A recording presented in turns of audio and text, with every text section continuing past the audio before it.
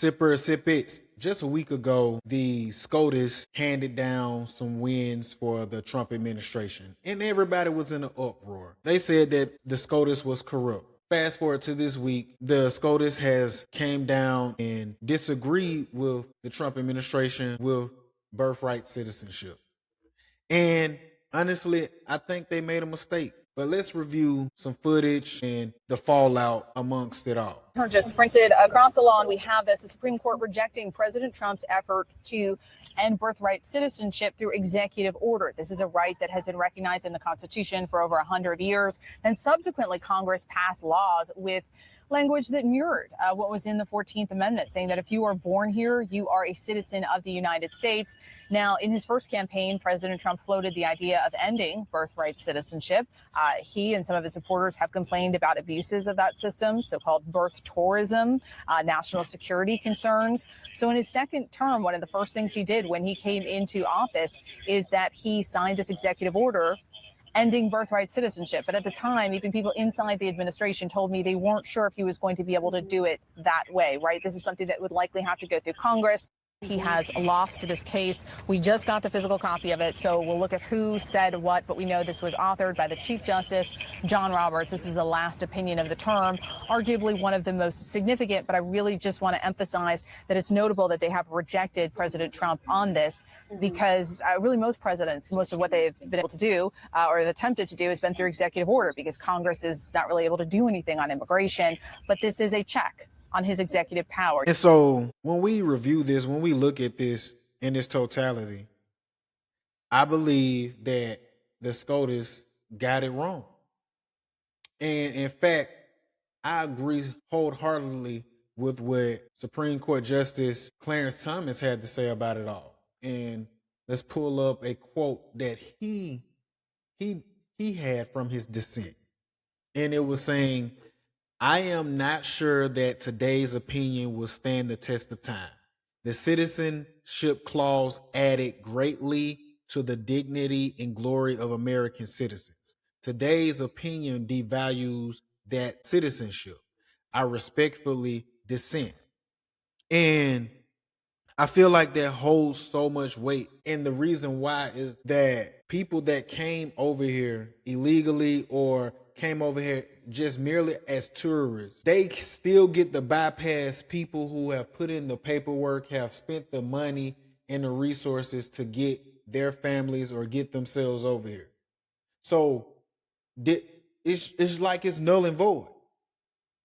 And for so many people, and especially black people, to be celebrating this, I think it's utterly ridiculous, because it devalues, in my opinion, it devalues what it was meant for. It was meant for the descendants of slaves. And I understand that the SCOTUS is merely mirroring what Congress had set forth in the amendment, right? But let's not act like the 14th Amendment was not for the descendants of slaves, because they were brought here not under their own will. Tourists and illegals are over here by their own will and admission. So therefore, both doesn't go together. Now, what I think that the Trump administration should do is just simply pivot. I believe this is, and based upon what the SCOTUS said, this is clearly on Congress to rectify, because you're giving people a pass essentially that came over here illegally or during using a visa or a tourist, and they are bypassing people that have stood in line. They're just clearly skipping the line. And so let's go into what Tom Homan had to say about it. He said, "Every illegal alien in this country cheated the system. They entered the country illegally. They put themselves in front of the line. They cheated. Bottom line, that is what they have done." And it's so crazy that people don't even see this. You know, I think so.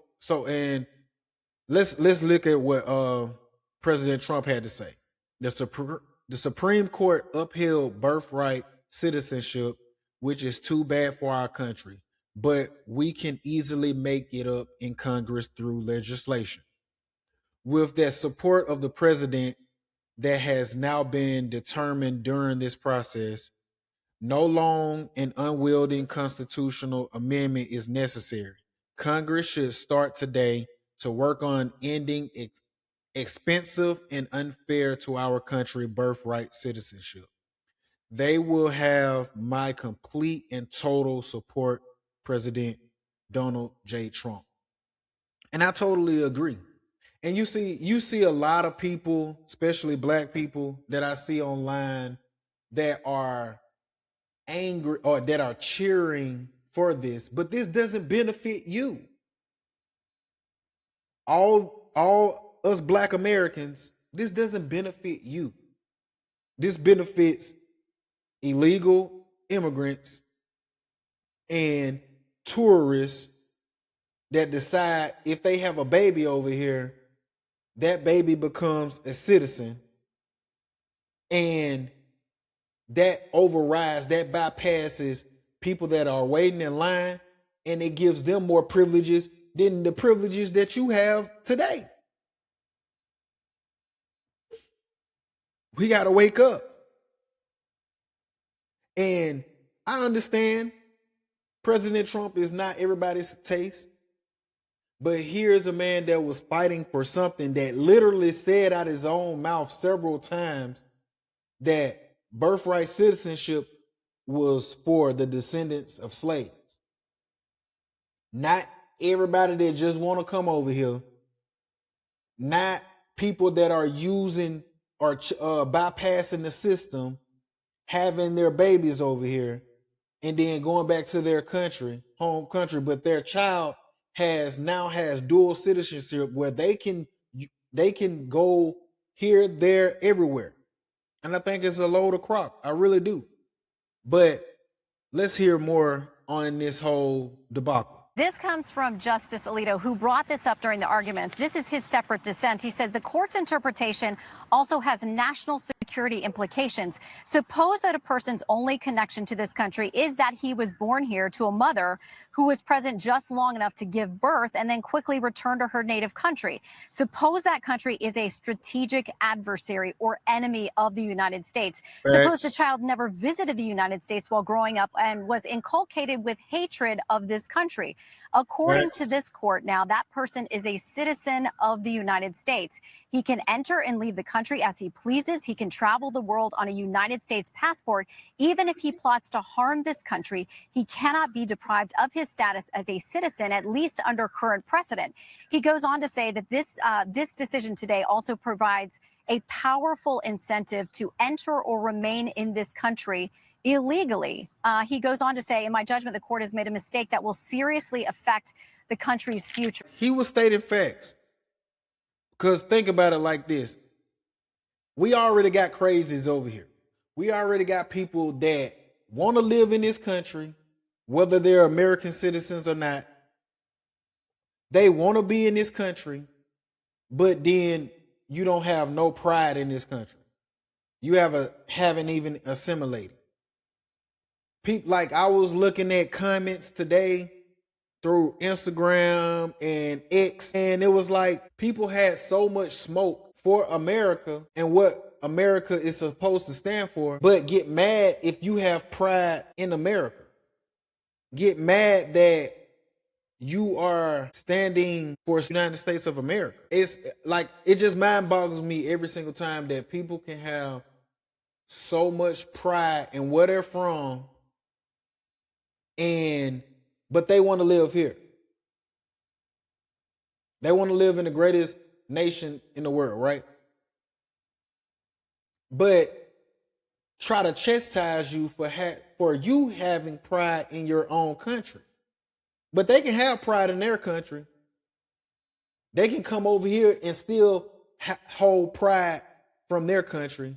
But if you're an American citizen, this was where you were born and raised your whole entire life, and you're for your country of origin, they get upset that you are proud to be an American. It's just mind-boggling that that we see this across the board. And now, Sippers, Sippets, let's review what Wesley Hunt had to say about this whole situation. Especially when it comes to the 14th Amendment, I always want to talk about my personal family history. My great-great-grandfather was born on a plantation. The 14th Amendment was for slaves that were brought into here under bondage to give them the right to vote. So the idea of somebody coming into this country, then having a baby, and then that baby just simply being an American while their parents return back to their home of origin, that's not why the 14th Amendment was actually constructed. So we need to get that right. I think Congress can and should do that, though. I mean, we can and we should. Yes. Okay. And time's running out. I mean, we are aware, but that doesn't mean that we don't try. Especially when it comes to the 14th Amendment, I always want to talk about my. And Wesley Hunt, he eloquently presented that and stated that very well. And I have another thought that I would like to give out from Anton Daniels. I think that he hit the nail on the head when he spoke about it today on his show. Let's review. In existence in the United States for a long time, centuries. Okay? Transatlantic slave trade helped build this country. Facts. Upon the freeing of the slaves, which wasn't necessarily for the slaves themselves, but some would even argue that it was to weaken the South.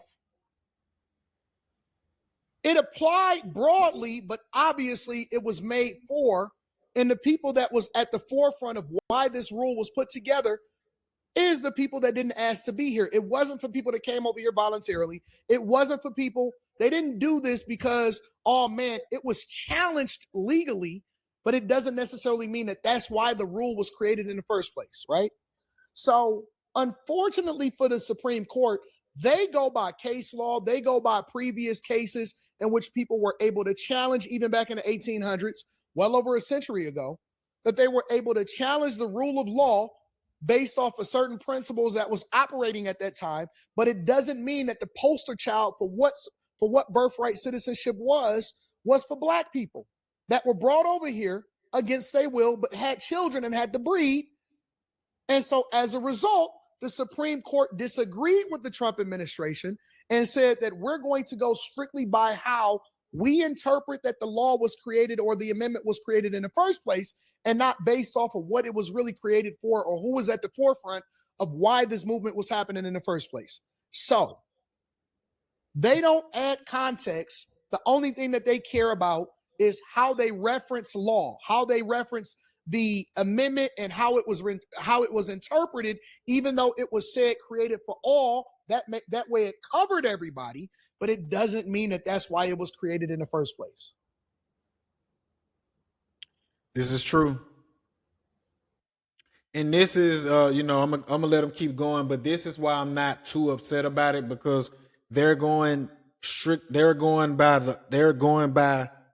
the merits of the law on this. They're checking the boxes, right? And so at the same time, I could understand the thought process behind why they disagree with the Trump administration. But at a certain point, I do believe we got to quit playing stupid and act like we don't know what's going on and what people are doing. Bypassing the system, cheating the system, cheating others from having the opportunity that have paid, that are waiting in line, that have done the right thing. And that's the bottom line. But let's keep it going.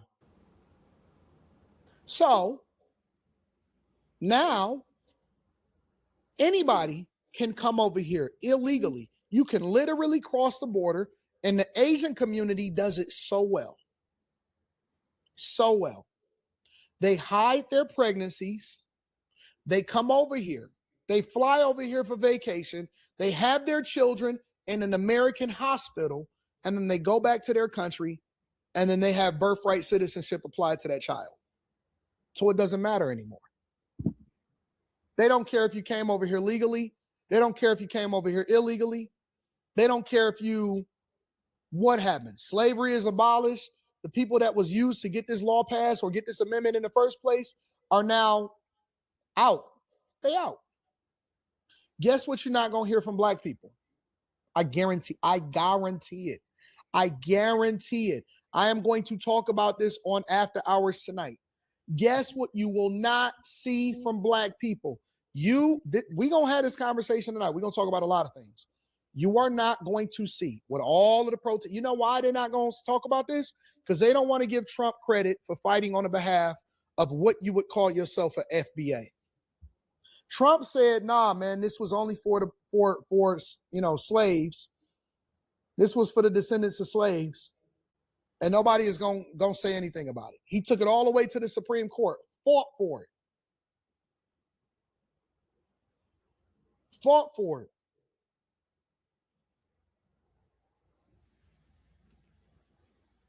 Ain't nobody tripping though. And I think that sums it up. And the bottom line is, in my opinion, how I interpret this, how I look at it all. Like when it come down to, especially when it come down to black people, the civil rights movement was hijacked. Now the 14th Amendment has been hijacked, and y'all are still playing into the system. And what people are essentially trying to do is push us to the side. Here it is. Even though if you don't like them or not, here it is. The Trump administration, President Trump is pushing for something that black people should care for. But the bottom line, the truth is we don't, not in mass, because we don't see the bigger picture. We just, so many people are just stuck on that they don't, because they don't like Trump.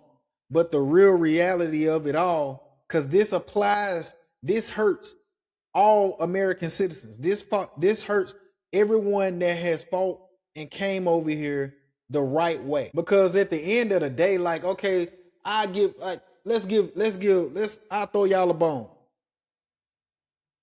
Even if somebody's been here for 20, 30 years. Okay, when do we stop it though? When do we cut this off at the head? That people can come over here, whether they came over here legally or they came over here illegally. When does the buck stop? Are we just going to continue to kick the can down the road? Because at the end of the day, we have laws for a reason. This is a national security threat, along with all of us being pushed out of the way to bring in groups of people that are not trying to assimilate, don't like what the United States stands for, and then reaping all our tax dollars. I wholeheartedly disagree with it all. But sippers, y'all let me know how y'all feel in the comments. Remember to like, share, subscribe, and hit that notification bell. It's your boy Mercy. I'm out.